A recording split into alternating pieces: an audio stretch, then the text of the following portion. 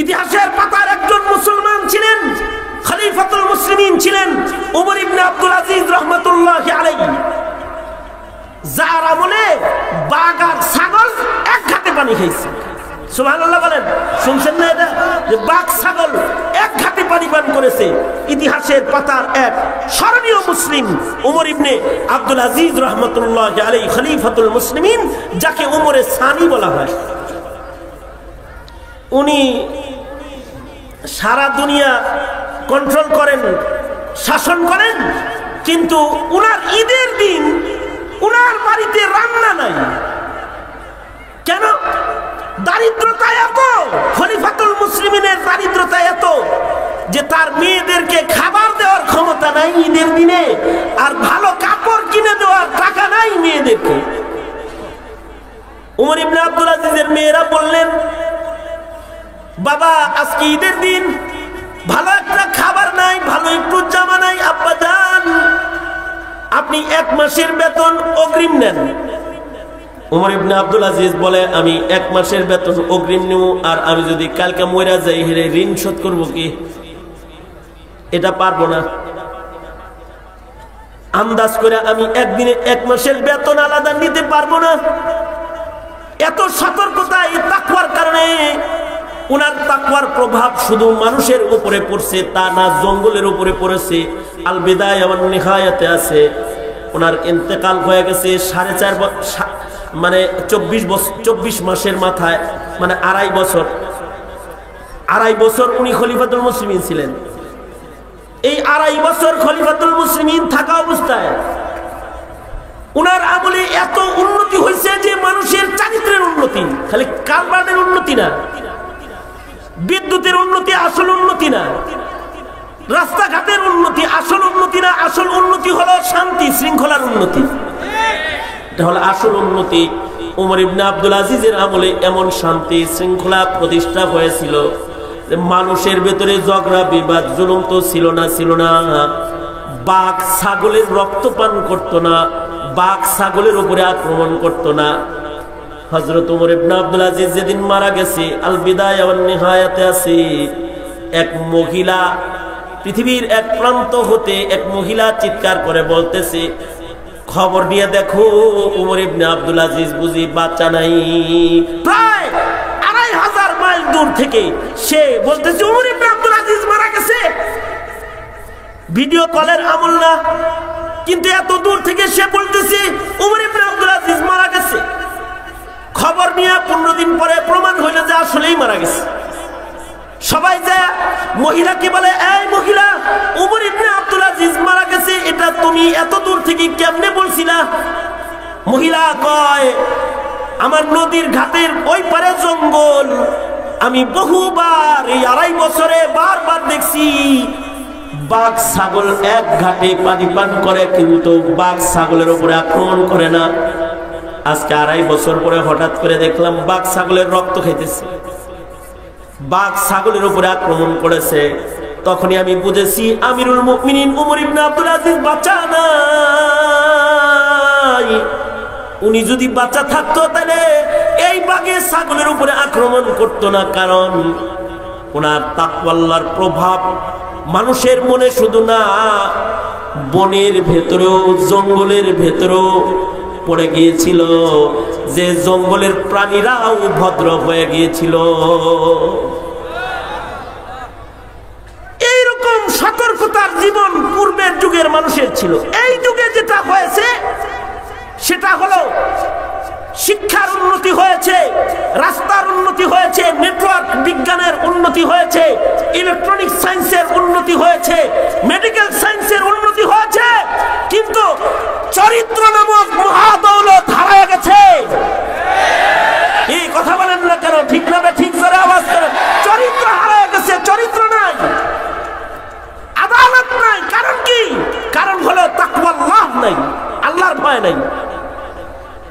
আশ্চর্য হলো, দুঃখের সাথে বলতে হবে, এই তাকওয়া আল্লাহ যারা চাষাবাদ করবে তাদের মুখে তালা, মাহফিলে মাহফিলে আইনের আওতায় মাহফিল, আইনের আওতায় মানুষের মুখ, যে মুখের দ্বারায় তাকওয়া তাহারাত মানুষের সিনার ভেতরে ঢুকবে। যারা মানুষের হৃদয়ে তাকওয়া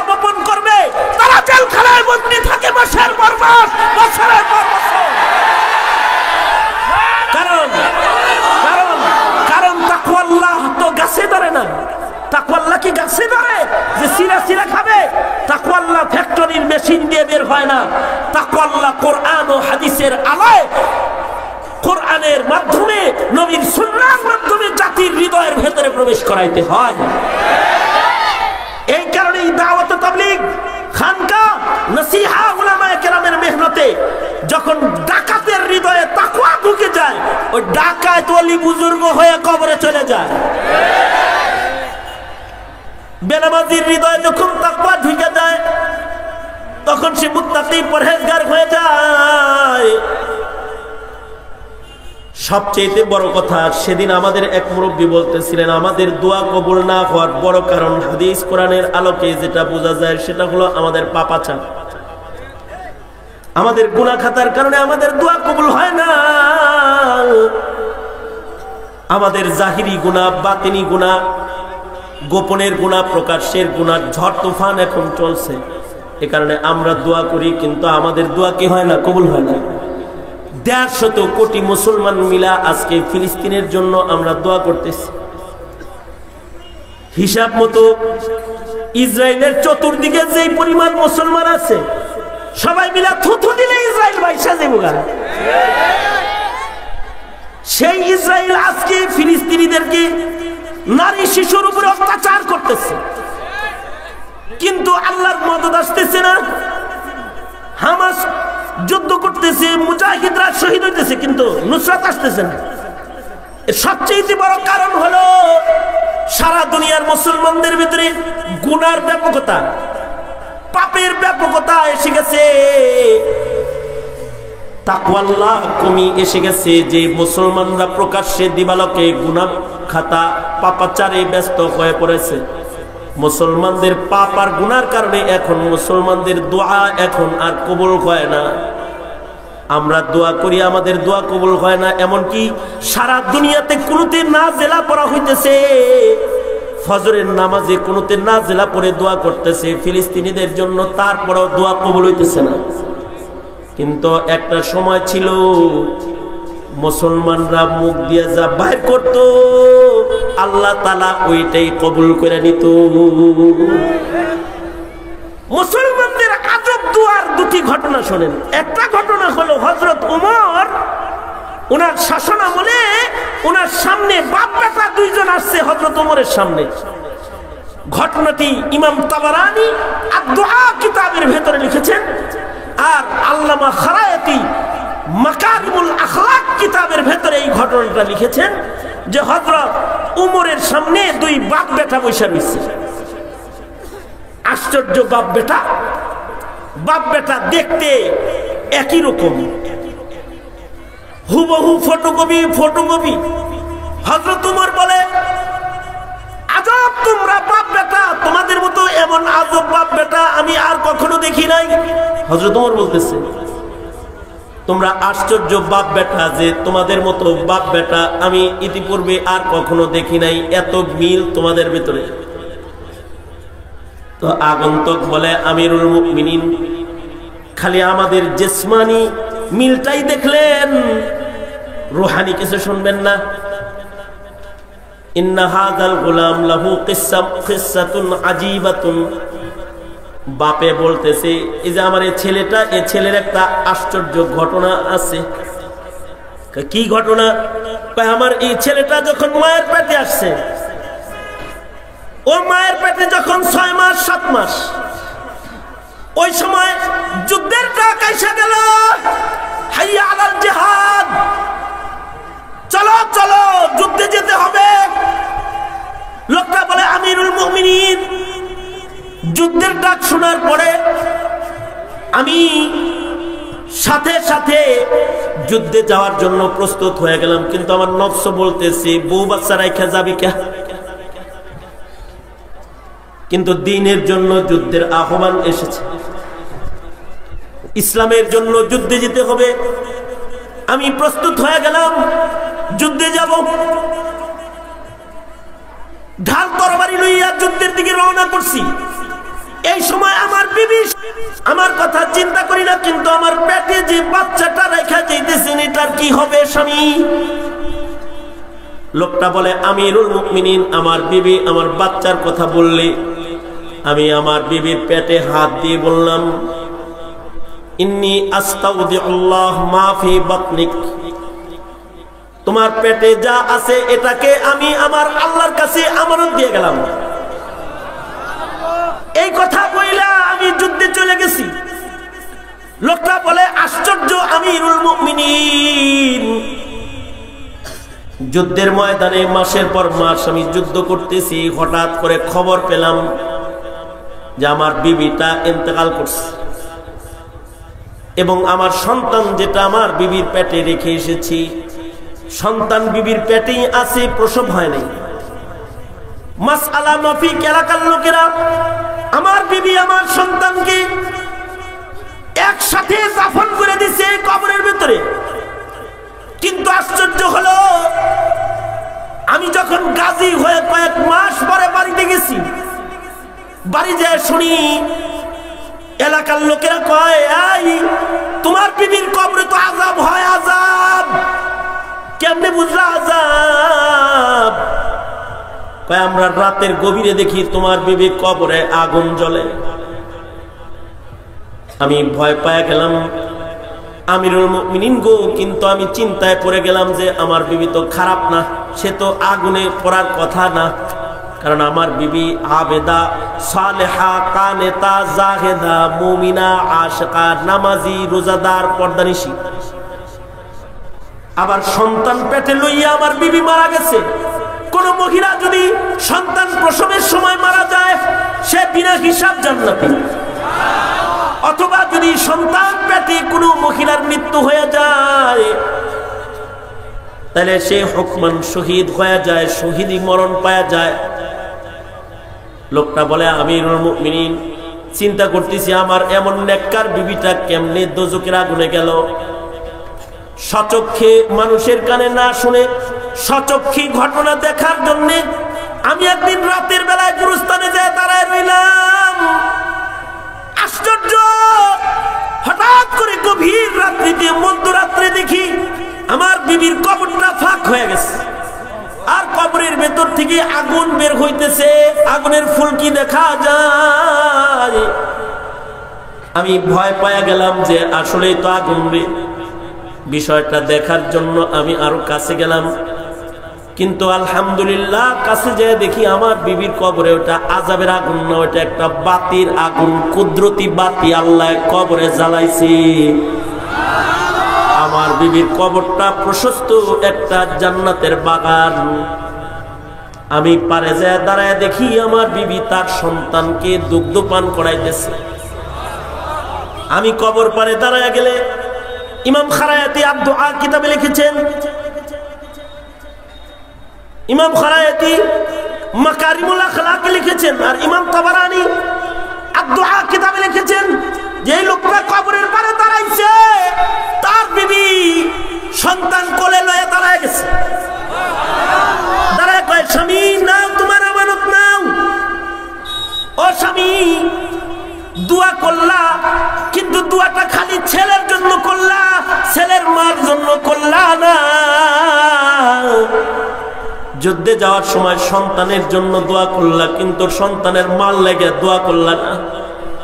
তোমার দোয়ার বরকতে তোমার সন্তান আল্লাহ হেফাজত করলো। অর্থাৎ ওগো আমিরুল মুমিনিন, আমি সন্তানটা বিবির কাছ থেকে কোলে লইলে সাথে সাথে কুদরতি ভাবে কবরের মাটি লেগে যায় আর কবর বন্ধ হয়ে যায়। অর্থাৎ ওগো আমিরুল মুমিনিন, এটা আমার এমন সন্তান যে সন্তান আল্লাহ আমারে দোয়ার বরকতে দিয়েছে।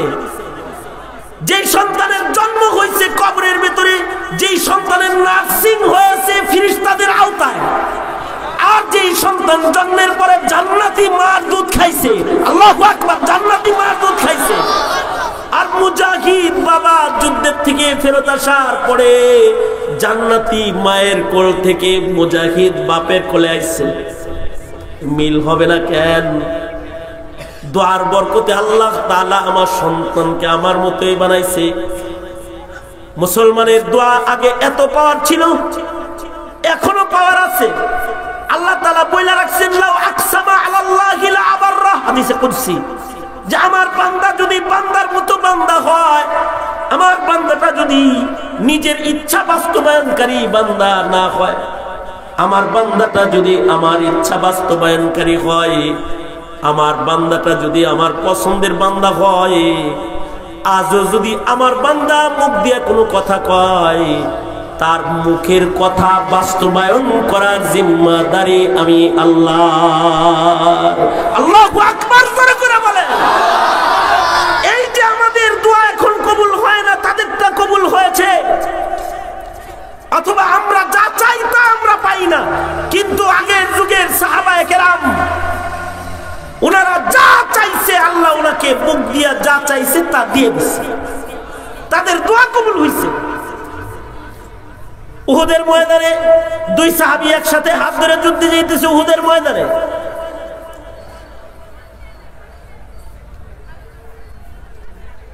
একজনের নাম হলো সাদ ইবনে আবি ওয়াক্কাস রাদিয়াল্লাহু আনহু, উহুদের যুদ্ধে যাইতেছে। আর একজনের নাম হলো হযরত আব্দুল্লাহ ইবনে জাহাশ রাদিয়াল্লাহু আনহু।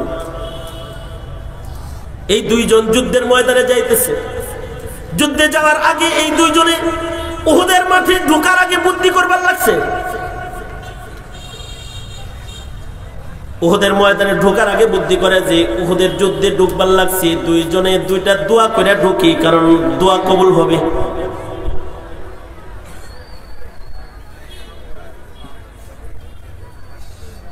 দোয়া কবুল হবে, একটু দোয়া করে ঢুকি। কিন্তু দুইজনে আবার বুদ্ধি করছে যে আমি দোয়া করবো, তোমারে শোনাবো না, তুমি দোয়া করবা, আমারে শোনায়ও না। যার যার দোয়া সে আল্লাহর কাছে কইবা। আমার দোয়া আমি বলবো, তোমার দোয়া তুমি বলবা, কিন্তু আমিন দুইজনে কম। চালাকিটা করছে কি, দোয়া করব একজন, কিন্তু আমিন বলবে কয়জন? দুইজন। কিন্তু একজন আর দোয়া আর একজন শুনবে না। দুই সাহাবী বুদ্ধি করে তারপরে দোয়া কালাম শুরু করছে।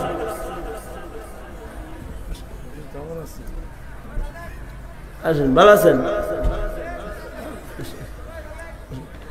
তো দুই সাহাবী দোয়া করবে, একজনের দোয়া আর একজনের শোনাবে না।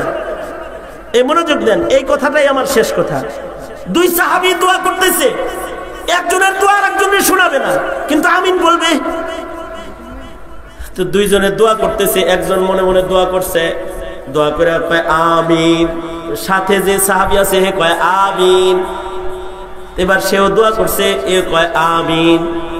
একজনের দোয়া আর একজন শুনে নাই। কিন্তু এবার যখন যুদ্ধের ভিতরে ঢুকতেছে, তখন একজন আর একজনের কয় আই তুই কি দোয়া করলি? আমি আমিন করলাম, একটু শুনলাম না। যুদ্ধে যায় যদি মইরা যাইতে তো তোর দোয়া কোন দোয়ায় আমিন করছি কইছি তাও জানবো না। কমাস কম কি দোয়া করছো একটু শূন্য ভিতরে ঢুকি। এক সাহাবী বলে যে আমি দোয়া করেছি, সাদ ইবনে আবি ওয়াক্কাস বলে যে আমি দোয়া করেছি, ও আল্লাহ আমি যুদ্ধে ঢুকবার লাগছি, তুমি আমার সামনে বড় একটা ধনী কাফেরকে সামনে এনে দিও। শক্তিশালী এবং ধনী একটা কাফেরকে যেন আমি হত্যা করতে পারি, আর যেন অনেক গনিমতের মাল আমি পাই, যা দিয়া মদিনার গরিবদেরকে আমি সাদকা করব, আর ইসলাম আমার মাধ্যমে বিজয় হবে। তুমি ওই দোয়ায় আমিন বলছো। তুমি কি দোয়া করছো? আব্দুল্লাহ ইবনে জাহাশ কি বলে, তুমি কি দোয়া করছো? কয় আমি দোয়া করছি বিচার যেদিন হবে হিসাব দিয়া আল্লাহর জান্নাত দখল করার মতো শক্তি আমার মতো গুনাহগারের নাই। এ কারণে আমি দোয়া করছি, ওগো আল্লাহ মুসলমান আর কাফের যেহেতু যুদ্ধ হইতেছে, এর ভেতরে 2-4 জন মানুষ হইলেও শহীদ হবে, আল্লাহ যারা শহীদ হবে তাদের ভেতরে আমার নামটা দিয়ে দিও, কারণ শহীদরা বিনা হিসাব আল্লাহর জান্নাতি। আমি শহীদ হওয়ার দোয়া করেছি। সাধারণ শহীদ বানাও না, মুসলা শহীদ বানাইবা। কেন? কারণ হাসরের মাঠে চোখ কথা বলবে, হাত কথা বলবে, পা কথা বলবে। আমার শাহাদাতটা যেন এমন হয় যেন আমার হাত পা কাইটা দুশমন লয়ে যায়, তাইলে আমার অঙ্গ আর আমার বিপক্ষে সাক্ষী দিতে পারবে না।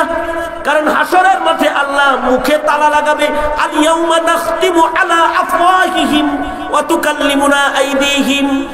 হাত কথা বলবে, পা কথা বলবে, এমনকি অন্য আয়াতে আছে গায়ের চামড়া সুদ্ধা কথা বলবে। উহুদের মাঠে কিছু মানুষের হাত পা তো কাটছে, নাক কাটছে, কান কাটছে, যেমন হযরত সাইয়্যিদুশ শুহাদা আমির হামজা রাদিয়াল্লাহু আনহু, মুসলা শহীদ যাকে বলা হয়। ঠিক আব্দুল্লাহ ইবনে জাহাশ মুসলা শহীদ হয়ে গেছে, ওনার দোয়া কবুল হয়ে গেছে। সাথে সাথে সাদ ইবনে আবি ওয়াক্কাস গাজী হয়ে অনেক মাল নিয়ে মদিনায় আসছে, আর বলে আসলে মনে করছিলাম যে আমি চালাক, আসলে তো আব্দুল্লাহ ইবনে জাহাশ চালাক।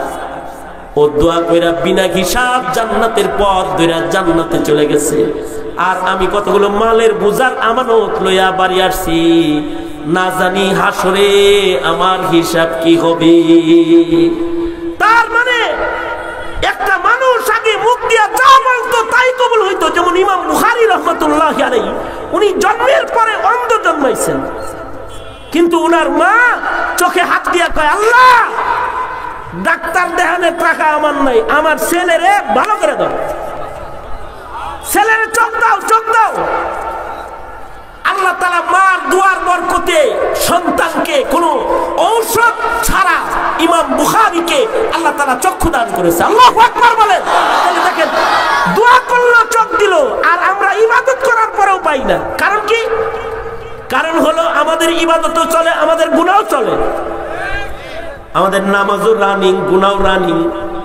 মসজিদ থেকে কেবল আইছে, আই শালির লগে আলাপ শুরু করছে, কেবল মসজিদ থেকে আসছে, আয়সা ঘুষের বাণিজ্যের ক্যাশে বসে রয়েছে, পাপাচারও চলতেছে, ইবাদতও চলতেছে। এই যে তাকওয়াল্লাহ, খোদা ভীতির কমি আমাদের আছে, এই খোদা ভীতির কমতির কারণে আমাদের দোয়া এখন আর কবুল হয় না। কিন্তু যদি এই দুইটা গুণ কারোর ভেতরে পাওয়া যায়, খোদা ভীতিও আছে আর নিজের ইচ্ছাকে বাস্তবায়ন করে না, আল্লাহর ইচ্ছায় চলে, তাহলে ওয়া আম্মা মান খাফা মাকামা রাব্বিহি ওয়া নাহান নাফসা আনিল হাওয়া ফা ইন্নাল জান্নাতা হিয়াল মাওয়া। এই দুইটা গুণের কথা বললাম, একটা হলো খোদা ভীতির গুণ, আর একটা হলো নিজের ইচ্ছাকে দমন করার গুণ। আমরা আমার ইচ্ছায়, আমাদের ইচ্ছায় চলবো না, ইচ্ছা মানবো কার? আরো জোরে আওয়াজ করে বলেন, ইচ্ছা মানবো কার? তাই যদি হয় নামাজ আর কাজা করা যাবে, মিথ্যা কথা বলা যাবে, জুলুম করা যাবে, ওয়াদা করেন, মানে আল্লাহ ওয়াদা করিতেছি জীবনে কোনোদিন আর নামাজ কাজা করব না, মিথ্যা কথা বলবো না, জুলুম করব না, চোখের গুনাহ করব না, হারাম কামাই করব না, ইনশাআল্লাহ। আস্তে করে এখন এখন আরো জোরে বলেন, আরো জোরে চিল্লায় জোরে বলেন, ইনশাআল্লাহ। নিজের ইচ্ছায় চলবো না, কার ইচ্ছায় চলবো? জোরে বলেন, আল্লাহর, ইনশাআল্লাহ। এই দুই সবক, খোদা ভীতি লালন করব, আল্লাহর ইচ্ছায় চলবো। যুবকরা, তোমরা যারা এখনো নামাজ পড়া শিখো নাই, তবলিগে কারা কারা সময় লাগাইবে? হাত তোলো, এই হাত তোলো, চিল্লা লাগাবি, ঠিক আছে? হ্যাঁ, নামাজ শিখবা। যারা কোরআন তেলাওয়াত জানো না, 20 দিনের শিক্ষা কার্যক্রম আছে, এখানেও আছে। এই বয়স্ক কোরআন শিক্ষা কার্যক্রম আছে না? এখানে আছে। বয়স্কদের কোরআন শিক্ষা কার্যক্রম এখন প্রতি মাদ্রাসায় আছে। 20 দিনের জন্য কি আল্লাহর কোরআন শিখার জন্য নিজেকে আলোক করা যায় না? এই যায় না?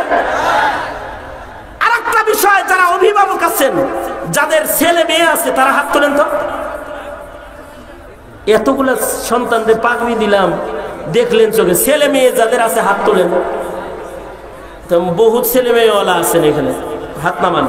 আপনাদের একটা দায়িত্ব, সকালবেলার আশা ব্রাক আর কেজি নামক পাজি স্কুল বলি আমি এদের, এটা সকালবেলায় চালু হওয়ার কারণে সকাল ভোরবেলায় আমাদের ছেলেরা যে কালেমার রোজা, নামাজ, দোয়া এগুলো শিখতো, এগুলো সব ভেস্তে গেছে। এখন সকাল ভোরবেলায় ঢোলের বাড়ি শুনে, ঢোলের বাড়ি শুনে। সুতরাং যেখানে আপনার সন্তানরা সকালবেলার স্কুলে গিয়ে মক্তব বন্ধের কুঠায়, এখন মক্তব বন্ধ, মসজিদের মক্তবে এখন আর ছাত্রছাত্রী তেমন পাওয়া যায় না। আপনারা বাপ মা যারা আছেন, তারা নিজের সন্তানকে কমসে কম 3টি বছর খণ্ডকালীন করে, এই কিছু ক্লাস আছে দুপুরে শুরু হয়, এখানেও আছে কিছু ক্লাস আছে স্কুলের বাচ্চাদের জন্য, যারা বাইরে স্কুলে পড়ে এখানে আবার এসে মাদ্রাসায় পড়তে পারবে। আর কমসে কম এখানে তো স্কুল শিক্ষা আর দ্বীনি শিক্ষা মিক্স, অর্থাৎ এখানে যদি আপনার বাচ্চা 2 বছর 3 বছর পড়ে, সে আরবিতেও যোগ্য হবে, সাথে সাথে কিছু কোরআন শরীফ তার মুখস্থ হবে, আবার সে ভালো একটা স্কুলে ভর্তি হওয়ার যোগ্য ইংরেজিও সে শিখতে পারবে। এখানেই আছে এই শিক্ষা। এতটুকুন সতর্কতা অবলম্বন করে আপনারা যারা পিতা আছেন, তারা কি নিজেদের সন্তানের ভবিষ্যৎকে লক্ষ্য করা আপনাদের দায়িত্ব নয়?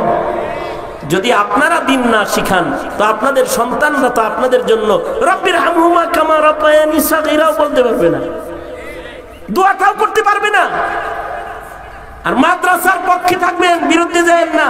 মাদ্রাসা সন্ত্রাস করে না, মাদ্রাসা সন্ত্রাসী তালেবান পয়দা করে না।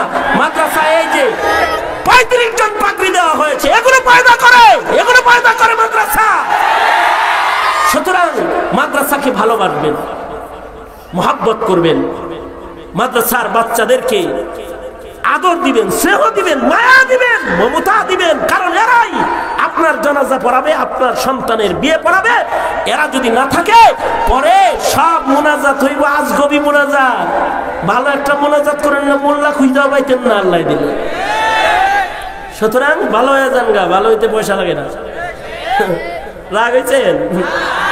যে সকল কথায় রাগ হয়েছেন সে সকল কথার রাগ গুলা ভুলে যায়, আর যে সকল কথাগুলো আমলের পাইছেন এগুলো আমল করেন ইনশাআল্লাহ। বলেন। আমি ধন্যবাদ জানাই আসাদুজ্জামান খান দারুল উলুম মাদ্রাসার কমিটির সদস্যদেরকে। দীর্ঘদিন ধরে তারা যে এখানে, আমি ভেতরে ব্যবস্থাপনা দেখে এর আগে যে দেখতে আসছি আমি আশ্চর্য হয়ে গেছি যে এতটা রুচি সম্পন্ন, এতটা সুন্দর কায়দা একটা প্রতিষ্ঠানকে পরিচালনা করতে পারে, কতটুকুন ভালো মন হলে। আল্লাহ তাদেরকে হায়াতে তাইয়্যিবা দান করুক। সভাপতি সাহেব সহকারে আরো যারা আছে এদের সকলকে আল্লাহ তাআলা আজরে আজিম